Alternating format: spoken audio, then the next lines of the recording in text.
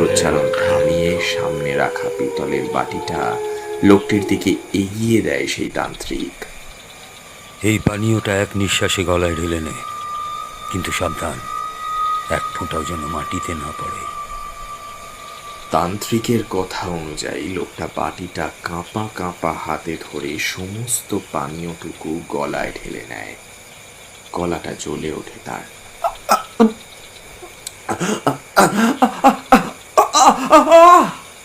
একটি তীব্র চিৎকার বেরিয়ে আসে তার মুখের ভিতর দিয়ে। তান্ত্রিক আবার মন্ত্র করতে শুরু করে। যজ্ঞের আগুনের লেলিহান শিখার আলোতে নিলয় দেখে কিছুটা দূরে একটি শবদেহ শোয়ানো রয়েছে কাঠের শয্যায়। তান্ত্রিক বলে,